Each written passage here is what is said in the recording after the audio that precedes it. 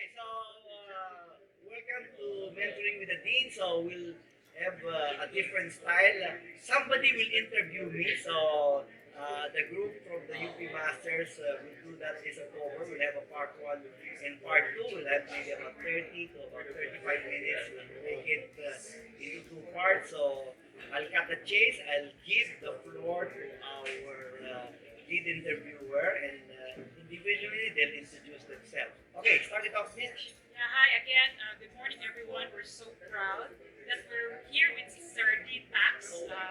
We're actually from UP Diliman. We're taking up masters in technology management, and one of our subjects is 251, which is technology-based entrepreneurship. Okay. So here's Sir Dean. We're actually here because we want to get inspired and get some mentorship or thoughts from an established businessman. We know that you've been in business for quite some time now, and it's pretty much actually interested in the fact that you've been a successful employee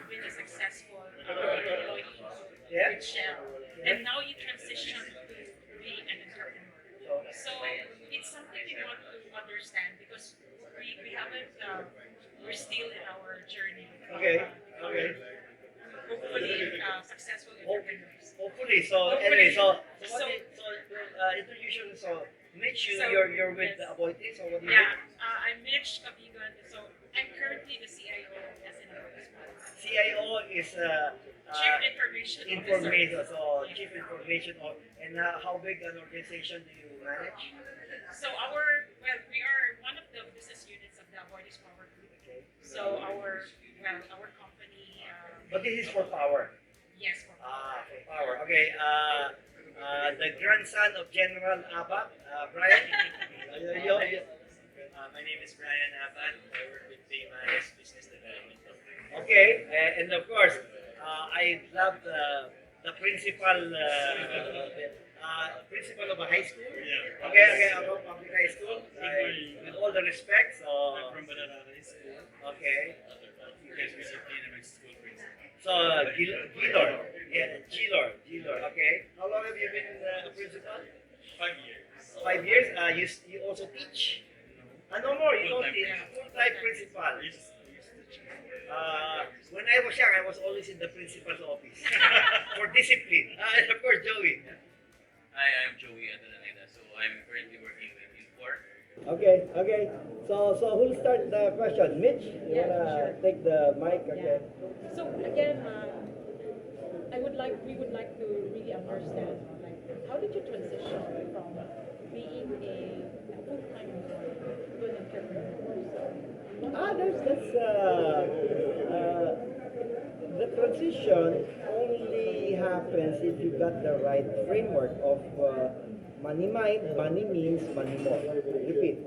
The transition only happens when you got the money mind, meaning that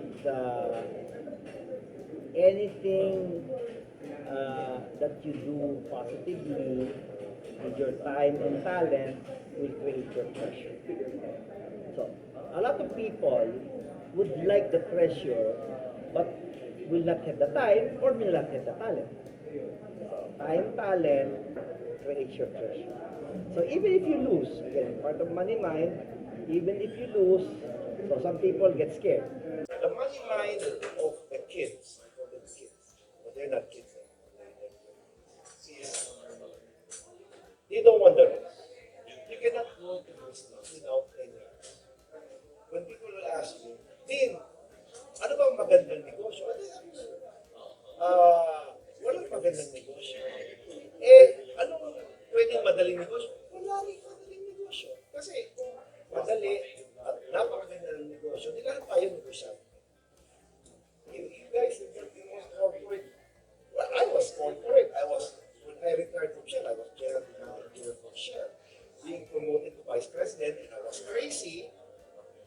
And this is where the next money means. Your corporate and your executive jobs gives you your money needs. I'll come back a bit. It's not an or thing, it's an end. You can do both your day job and entrepreneurship. But again, it's time and money. There's more time and there's more talent needed to create those pressures. Imagine, you're already doing pressure for your corporate. Import, import. Of course, you're with Paybaya.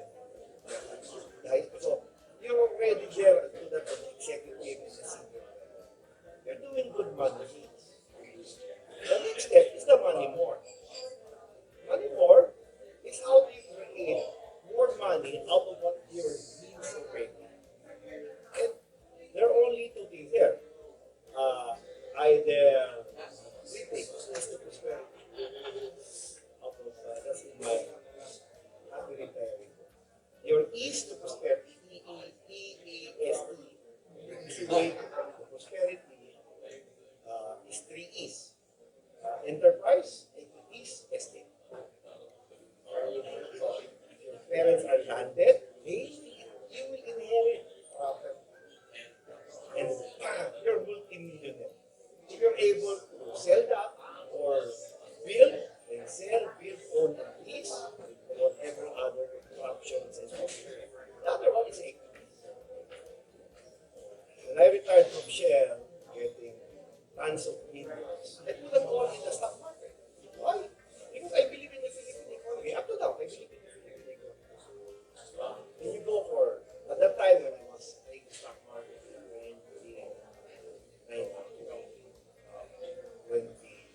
27 years later, Jollibee was 70 pesos. Today, Jollibee is never. So, over time, stock market will always outlast any investment. And you're investing in the mindset and the means of others for money more is the dollar. Why do you want to invest in dollar when you're not going to invest? Or you are not going to stay in America? You stay in America. Then you should invest in pesos. Unless you want to spend, there is something that you want to do for your investments. Again, at the end point, all investments will have a goal. All the kinds of money like I got in the stock market, I said, every grandchild is 5 million either invested in the stock market or in an asset. In the end, the total goal of a happy retiree is doing the things you love to do or doing it by space without the issue of money because you already have that. So, same thing with corporate. You build your money means to be the basis for your money work. Estate, equities, and then the easiest is equity. For 5,000 pesos, TRC members know that, for 5,000 pesos, you can already invest in the stock market. So, the next one would be enterprise. Why? Half and half, I believe in some good franchises. But the good ones are the expensive. So why would I put real estate lang? Because real estate, if you don't have the property now or you're not in it, too expensive. Too expensive. So, and then you're not sure whether you earn it. Money mind, money needs, money more is your first framework, and the other framework is to prosperity. You got equities, you got estate. Earlier, we have an informal discussion Yep, entrepreneurship and business. yep, yep, Entrepreneur and business. yep, yep. Would you consider yourself an entrepreneur or a businessman? And what's the difference between the two? Okay. Uh, in my early business career, I'm a businessman. But as I moved to years, because I set up a business every year at that time. Now not anymore. I set up businesses for others. Not every year, maybe 10 every year. That's like Freud. But that's 6 months of tormentoring before. So,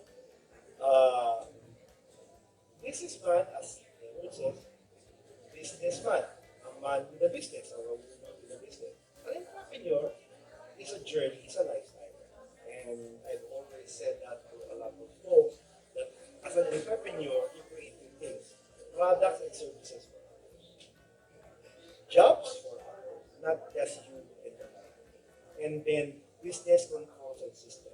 So I can get this interview, I can go wherever I want, I can even splurge around in New York for 2 months with a business running profitably.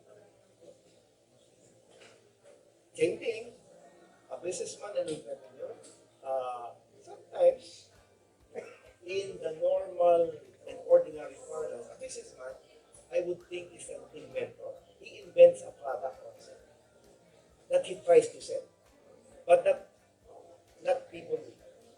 Two different things. You're trying to sell, and somebody else will. So the mindset will be it has to be something that people will love, not something that you're selling. Even your branding.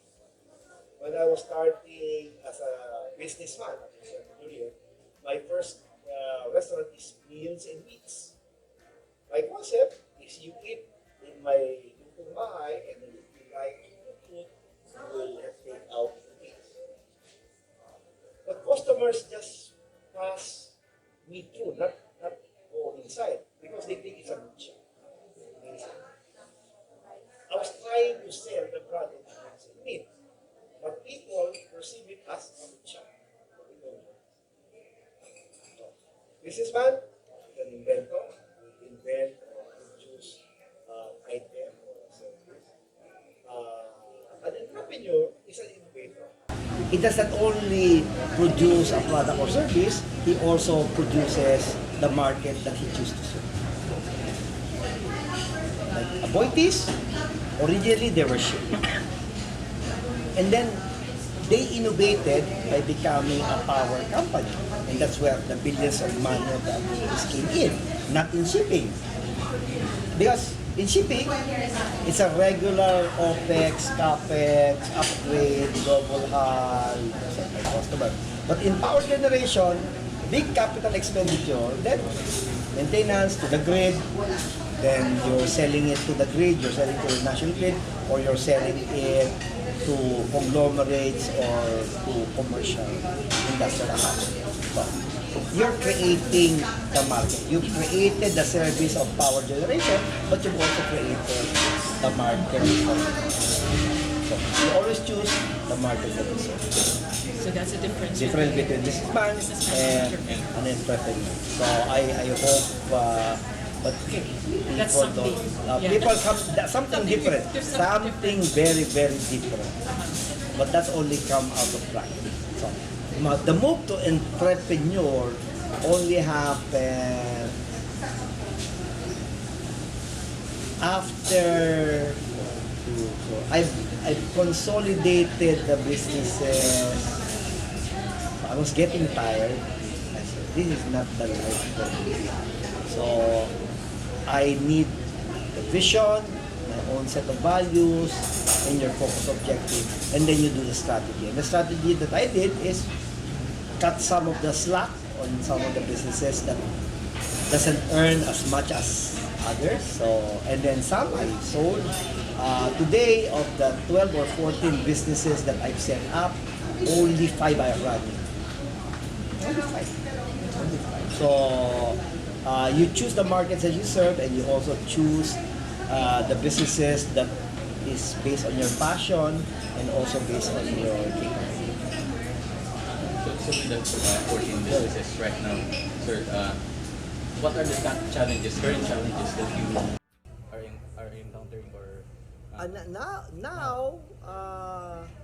No, let's go back first. Okay. Because basic. So, I like the word challenges. You want to set up a business, there are 3 things you just need to answer. Is it feasible?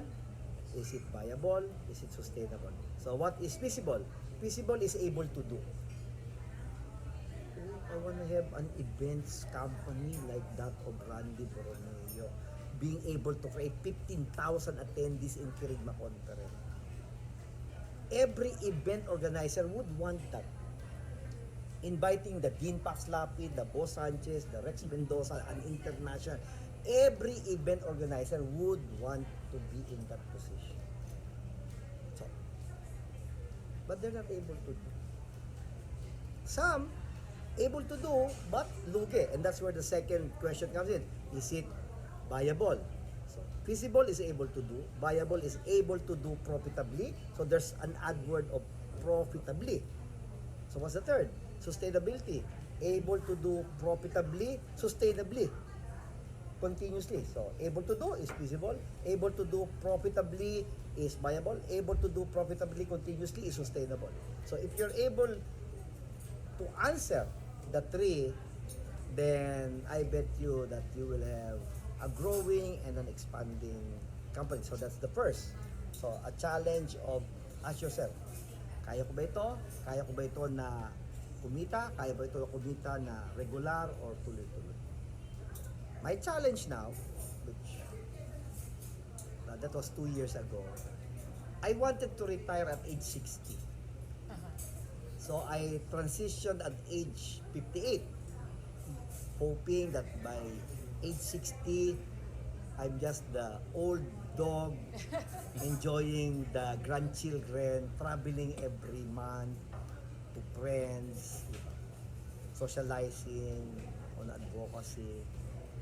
I transitioned to professionals and giving good equity to my professional managers. I'm a tough cookie and chairman, so I guess my style of leadership is still hands-on. But I said that will change as I give up control and give you more flexibility.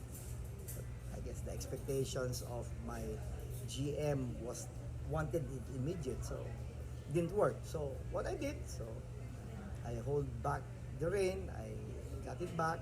So today, it's already being run or transitioning between my two sons. I took out my eldest from 3 years professional retail in Dunkin' Donut and 8 years in Phoenix Petroleum. So I've given him 2 of my companies. In my IT, which is the biggest, is finance and admin manager, not director yet. Because my second son, who's been with me for 9 years, is HR director. In my second company, which is my Lead More Consulting, I've given him 50% equity as the training director. And he organizes everything. Just like this give, 15 people, guess how much is the revenue? How much? $500,000. 15 people, $500,000. So I'm not the petty 1,500, 2,000. Maybe this interview tells you why I am that expensive. Yeah? I'm not those Tom, Dick, and Harry inspiring. I'm giving you We are so perspiration. blessed. I'm giving you perspiration. Di ba? So, challenge now is I'll bring you back to the journey, a pre-startup to a startup. That's the next challenge is a startup to a growing. Not yet expanding. A growing means you've got the 3 P's. Productive, profitable, and professional. Once you're productive, professional, and profitable, then you can now expand. And that's the next challenge. From pre-startup to startup, from ideation to initiation, from startup to growing, so your 3 P's, then from growing to expanding, and then from expanding to transforming and to transition. That's my framework. So to answer your question, the challenges would be jump into the pre-startup and then to startup. So 9 out of 10 will fail the first time. To grow, you need 3 or 4 versions of the company before you really grow. Business is adding value to time. Value is your y-axis, time is your x-axis. As you lengthen the time, the value should go up. Otherwise, you get the life cycle of a curve. So if you don't add value, you will decline.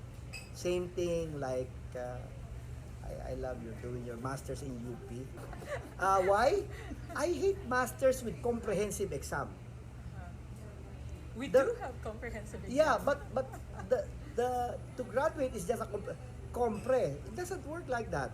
You really have to take the theory into application.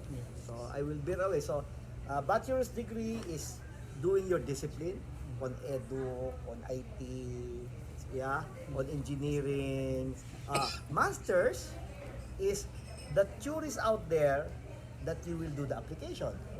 A PhD, the theories out there consolidate into your own theory, and then you prove the hypothesis by having your cases or even your quantitative or qualitative cases. So just giving you a little bit of academics. Yeah? Okay? So those are the challenges, Joey.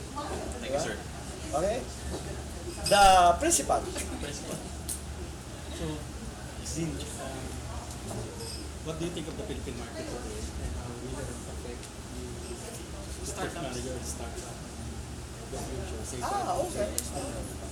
So, if you're really a committed entrepreneur, there's a big difference between interested and committed.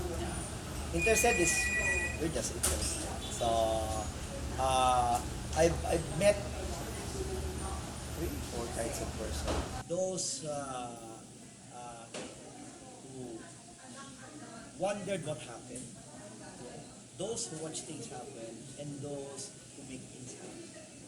If you're a committed entrepreneur, you make things happen, whatever the market. So, same thing. When my wife got shocked that I was taking my doctorate at age 55. Papa, you already finished engineering for NHAP in UP. You already did your master's degree in AIM. Now you're taking PhD. How long will that take you?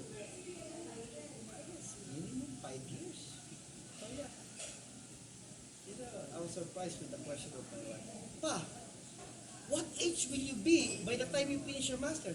Sabi ko, Ma, whether I do the PhD or not, I'll still be 60 years old, 5 years down the road. See? So either you watch or wonder what happens. To answer the Philippine economic question, I've always believed that the Philippines is in the golden era of consumer spending, except for all, wala lang war, di ba? We are in the best position because if you look at the age bracket of our population, we are 60-70% working profile. So when all 70% of the population is working, then all of us will churn the economy. Just look at properties now. I mean, where can you buy now a condo that is less than 100,000 per square meter? Unless it's in the complex. But in the metropolis, all residential places is 120 to 150,000 per square meter.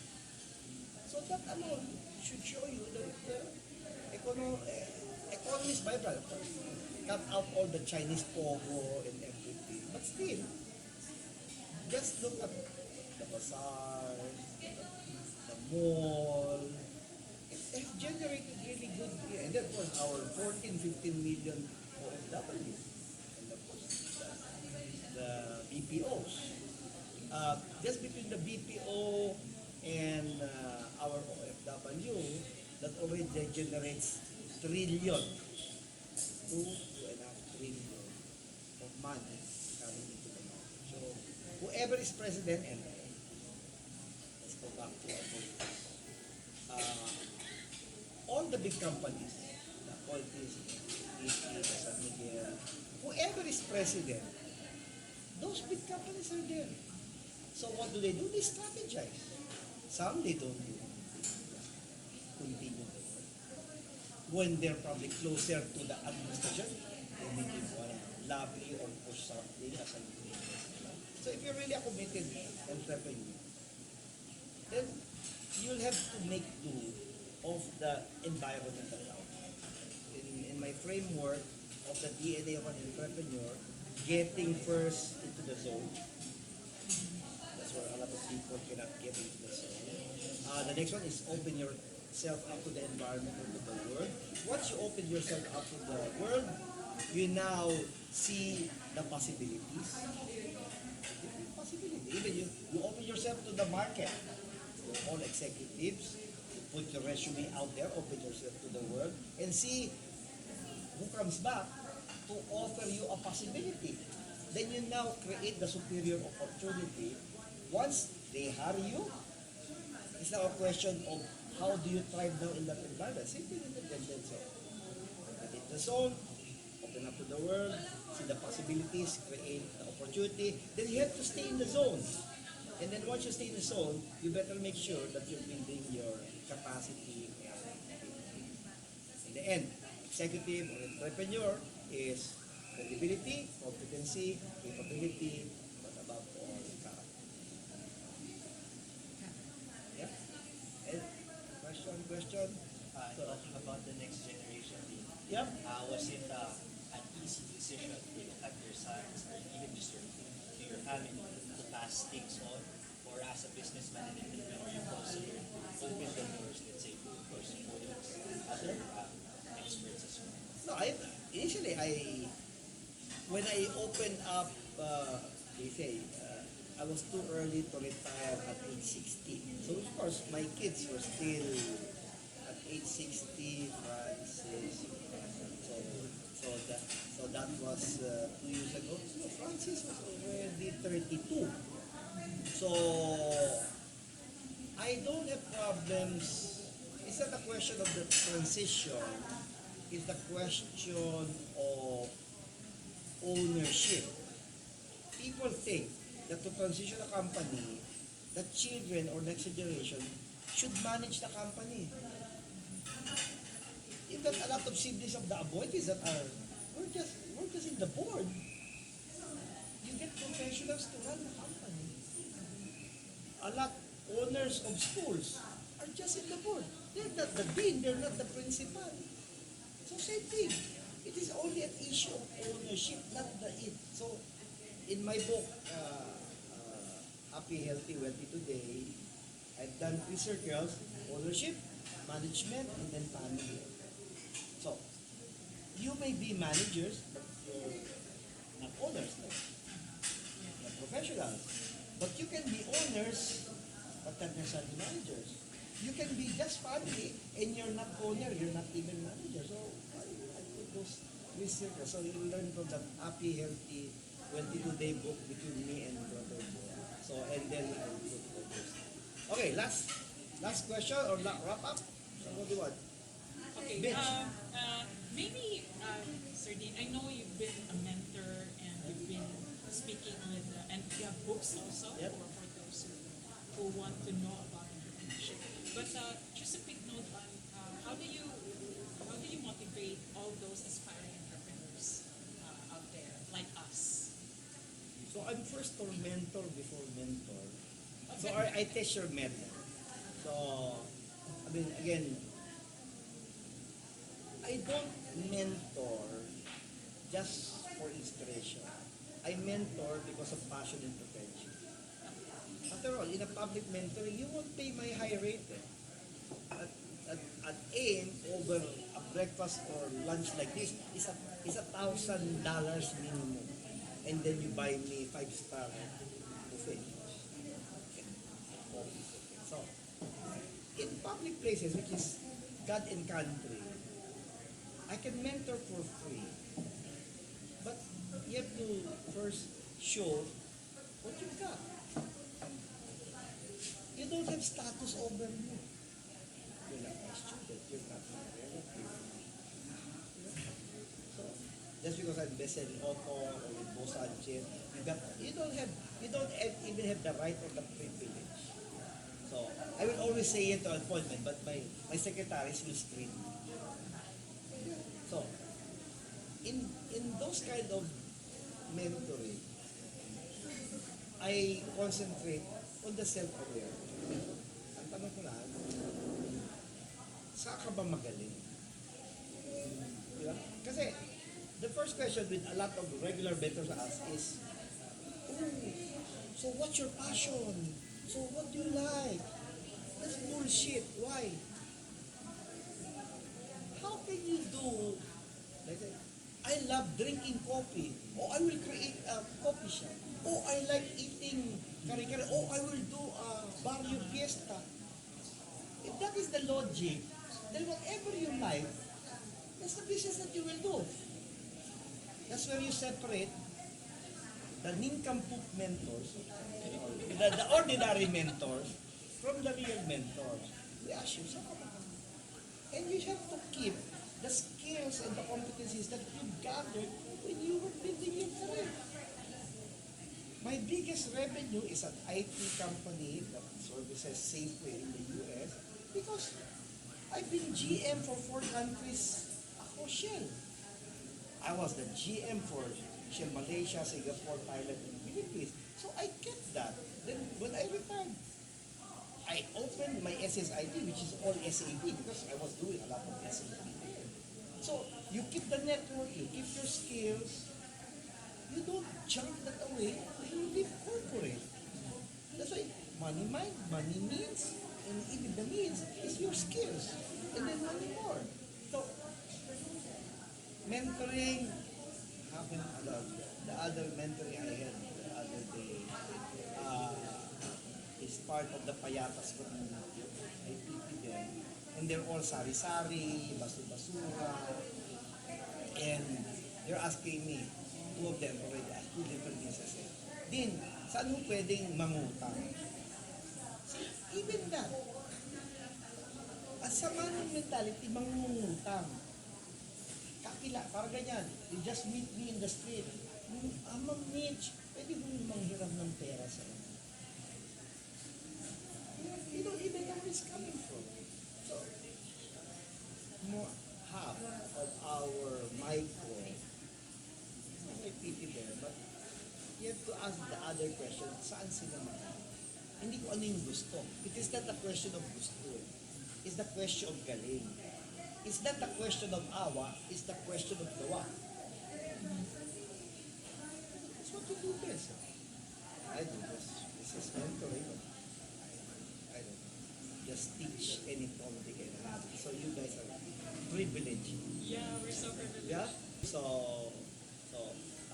Mitch, Joey, Gilor, and Brian. So a different kind of mentoring with the dean. So it's the dean that was on the hot seat. But I guess I was hot.